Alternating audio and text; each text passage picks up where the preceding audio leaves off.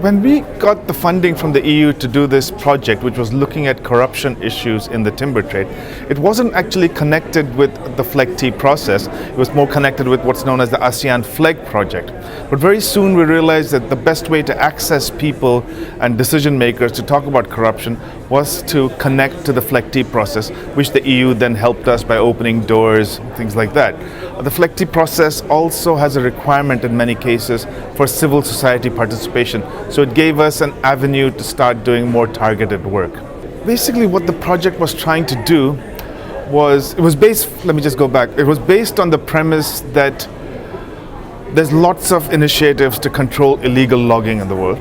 The problem is a lot of these well-meaning initiatives can be the initiatives will fail because corruption is not understood. So the first thing we did was look at corruption issues in the timber trade. Where is it that corruption is most impactful? Where is it that it can be easily fought? What is it that the local CSOs think is the most important thing? What are the laws that need to be strengthened up? Why are these laws failing? So we did a big research project on that. Based on that research project, we gave the findings of this project to local NGOs, including national chapters of Transparency International, to use them for advocacy.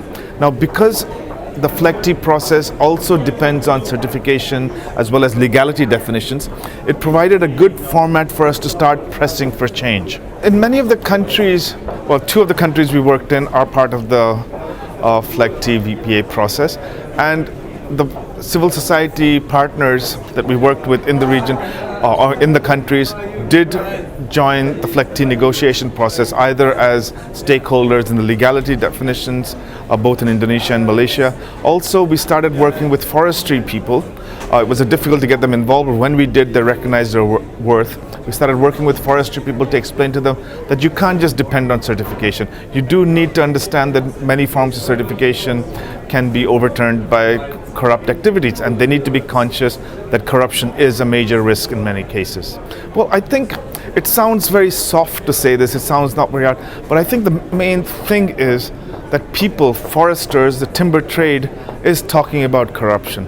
When we started the project about 4 or 5 years ago, it just wasn't on the agenda. It was that if you got the certification, if you got enough money for forest governance, everything would be fine. Now you'll see at most meetings of forestry there is some mention of corruption.